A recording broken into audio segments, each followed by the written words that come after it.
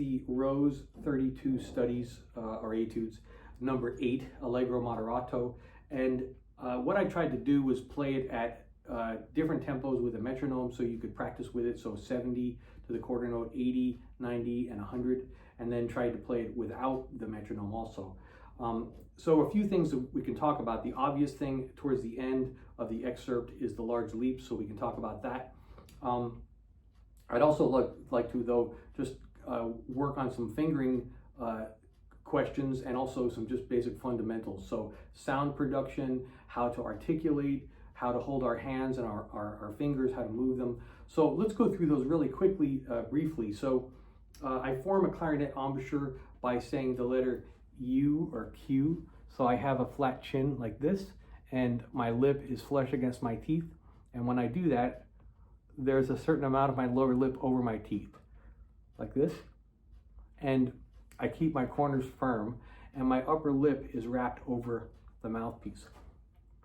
And I kind of, almost as if you're flaring up your nostrils and pulling your chin down, they call it a pointed chin, like this a little bit. And so that's essentially a clarinet embouchure. My former teacher, Kelly Burke, used the letter Q, and I think that's a fantastic idea. The second thing is hand position. I like to think of just dropping your hands like this and relaxing them like this. And then when you pick up the arm and leave the fingers curved as they are like this, you find the instrument, and the thumb should be, I use a neck strap, the thumb should be approximately in the middle of where the nail and the cuticle is. So we should not have our thumb too far over like this. And sometimes students will tend to do that because the instrument is heavy, and they'll tend to bend their fingers a little bit like this and rest the instrument here. We don't want to do that. So if we keep our fingers at a slight diagonal, and the same thing for the left hand, relax the hand, and then when you lift up the arm, you have a natural curve in the fingers, so you have some diagonal curve like that. And then again, just a reminder where the thumb goes, approximately in the middle of where the nail is there in the back. And then relaxed hands, we should be moving the hands from this back knuckle joint only. So we don't want to be collapsing this knuckle like this when we press the fingers. We just want to rock the finger from the back knuckle joint like that. And that's a good finger motion. If you're finding that you're collapsing your finger like this, then we want to correct that by just keeping, like I said, just the back knuckle moving and this part curved. And so essentially like that. Relaxed, but emphatically sort of firm to make sure you're covering all the rings. The rings should be covered by approximately the tips of the fingers, so you're feeling like you have a little bit of an indentation on the fingers, a little bit like that. Articulation, we should be blowing steady air and having the tip of the tongue touch just under the tip of the reed. So I say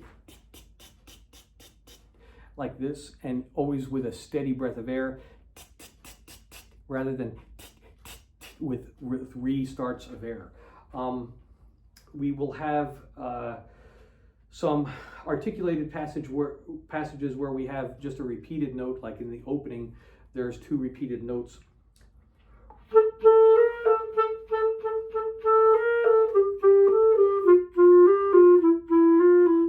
And so on those, I'd like to just accent the first one a little bit if I can, to give it a little bit of emphasis, and as you get your speed up faster and faster, that might also help to keep some evenness about where each pulse lands. I also want to say something about resonance fingers, so for fingering. So for a throat A, for a throat B flat, those are fingered like this, but A and B flat is the back register key. But I also tend to keep my right hand down or parts of my fingers down. For instance, I might keep 3 on my left hand, 3 on my right hand, and low C key down for an A or a B flat. So the difference would be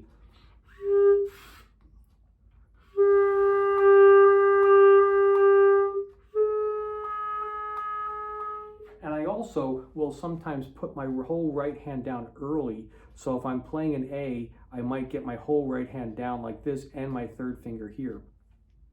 In bar 2, so I have an A to a B. So let me play bar 2 slowly.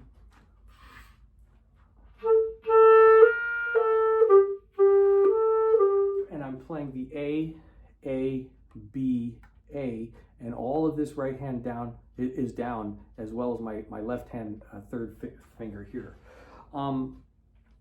We can use this key here for chromatic notes. There's a B to an A sharp, but in this particular etude, I actually am oftentimes flipping over like this, and that happens a number of times for me. I think on the clarinet, it's okay. It's great to have our chromatic fingerings learned, but it also is okay to learn to flip over when you need to. There's another thing that you all might feel, some of you might feel is a little controversial, but when I play an F sharp like this, or I have a chromatic F sharp and I have an E sharp. So for instance, in bar number 10, I have a F sharp to an E sharp, and I have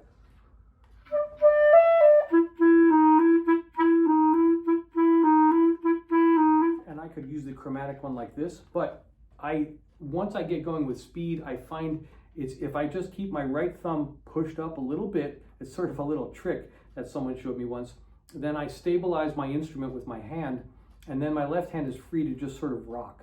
So maybe say from about bar 9,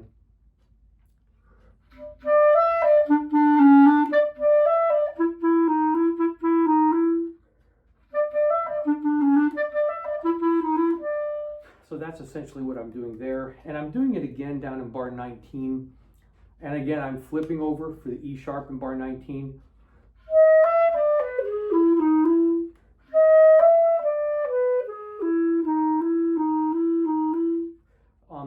So the way I'm able to try to keep my rhythm even is, again, with my right thumb pushing up slightly on that. Let's see what else.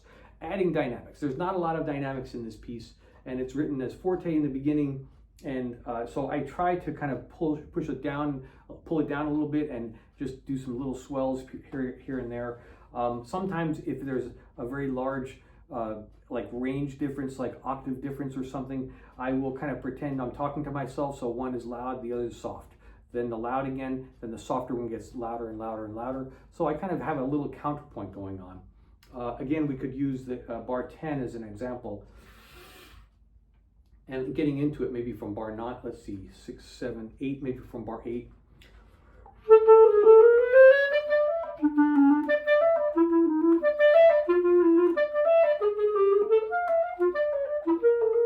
And again, those are some more examples. So a loud first note, soft 2, 3, and 4. Sorry, my reed's getting a little dried out here. Let me try that again.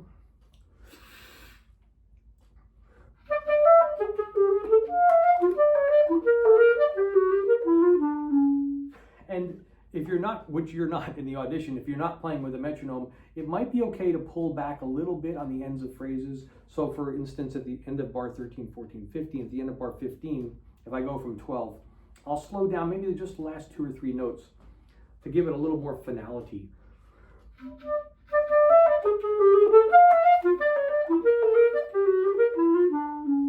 So that might even be too much, but something like that will give it a little bit of character to it, and then we can start a new phrase. We also can think that since there's no place to breathe in this piece, these little slowdowns, and then there's sometimes, like in that particular bar, in bar 16, there's a quarter note rest, then we can take that quarter note rest maybe slightly longer, just to kind of restart a new phrase, a new idea, just give the silence a moment to kind of settle. Nothing too extreme, just to give a little character to it. Let's see if any other fingering issues. So in bar 23 is a diminished 7th arpeggio, and so I keep like we talked about keeping the right hand down, I use my right hand C sharp here. So I have a left hand C sharp back here and a right hand C sharp there. And so I keep that right hand down as much as I can. And that's my A sharp, like this. And then my next note would be an E. So as much as I can keep my right hand down or put my right hand down early, I try to do that. Okay, let's get to the large leaps. So what we could do is use these large leaps as an exercise completely separate from an audition, from this piece. And the exercise can be that we just take the low note establish a really nice fundamental sound, and then gradually, or not gradually, but just gently is better, push the register key and let the upper note just come out, but with that steady airflow. So here's a G.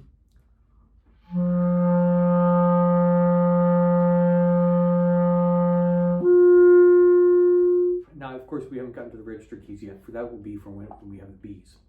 A.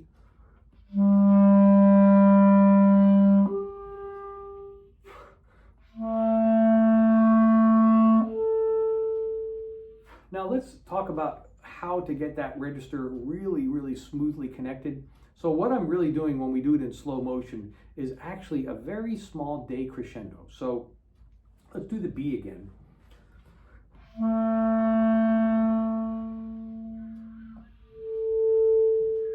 That's kind of what I'm doing. I'm very slightly sort of checking in just to make sure I remember where the voicing is for that B and it doesn't pop out or squeak or something, which it might. And that's actually a separate sort of thing we can get to in addition, is that as you get faster and faster, sometimes there's just a need to really tongue the low note, not overly hard, but firmly, and just really push your air. Otherwise, the upper notes won't come out. So I often depend on the low notes for my upper notes to come out. Once my low note is established really well, and then I press my fingers in the register key to get the upper note to come out, if my air is steady and strong enough, then I'm able to get these leaps to come out. For these large leaps, as they get faster and faster, I find that my focus is really on the low note. So let's do a few of them and we can try to experiment with them.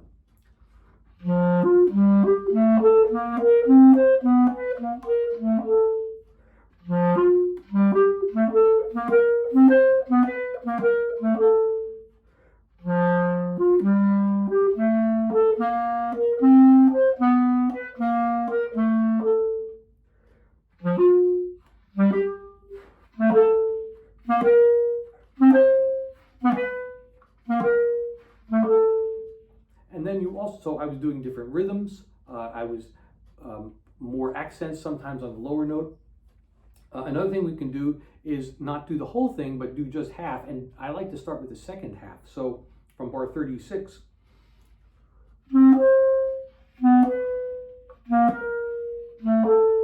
And it might work well if we memorize those notes. So it's chromatically down D, C sharp, C, B.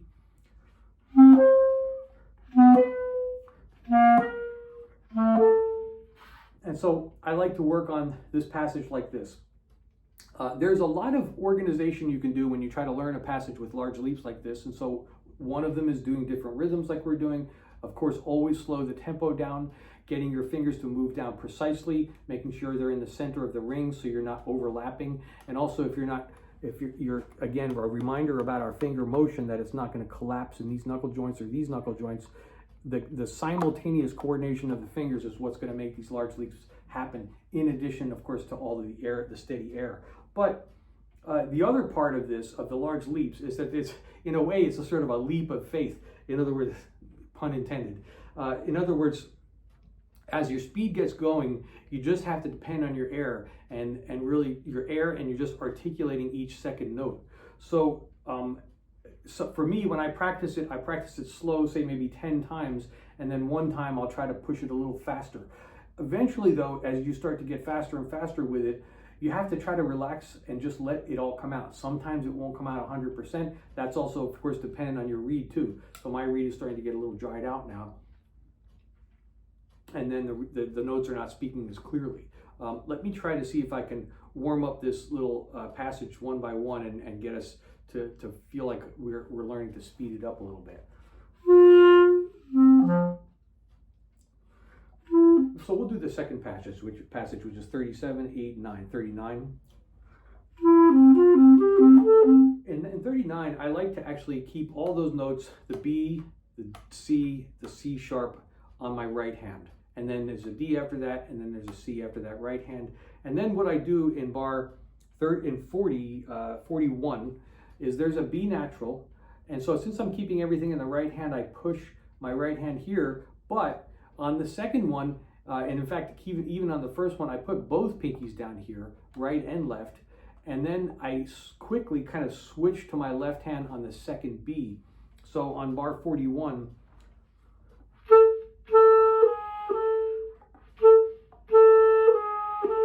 so they're kind of both down for the first B, but I really depend on the left hand B for the second B so that I can play my right hand C. And then that's of course so that when I end up on my B on beat, the end of beat 1 on bar 41, then I have the available pinky for my right hand D sharp. So again, coming back to where we were, 37, 38, 39.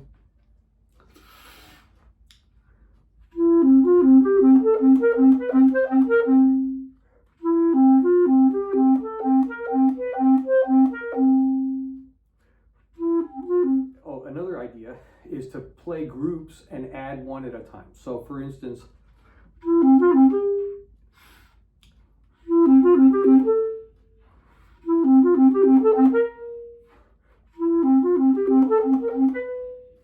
and I'll add them one at a time. Now I'm kind of going through it quickly, but if they're not working so well for you with each of the large leaps, again, a reminder, focus in on that low note, do, do, and really make sure that that low note is really voiced well, and let the fingers and the air just let the upper note come out a little bit. At the very end, I'm pretty much run out of breath, and so that depends on the tempo that you take. At 100 to the quarter note, I can probably make it to the end by grabbing some very, very quick breaths, bump, ba-da-da, like that, after a first 16th note. But so I ended up doing that on bar 43, 44, 45 on the low B. Sometimes I have to grab that breath. So for instance, from bar 42,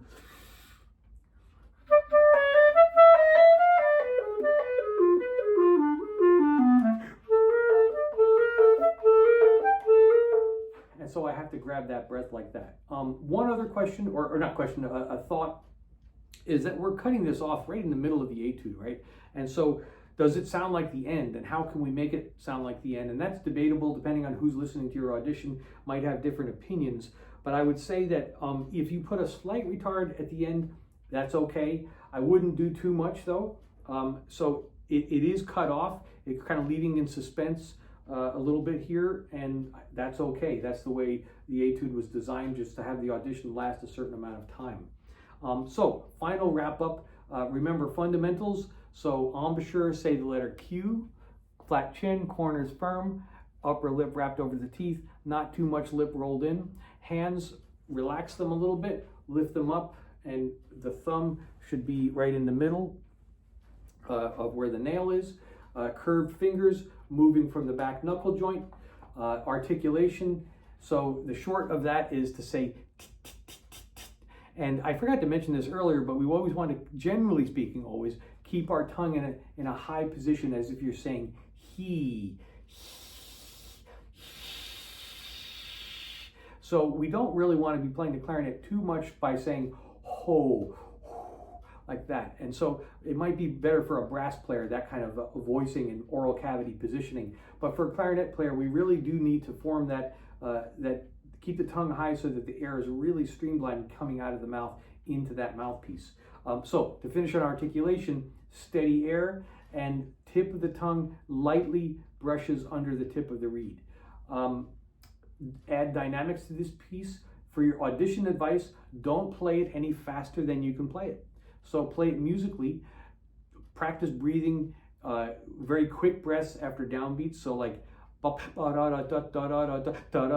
kind of a breath will help you.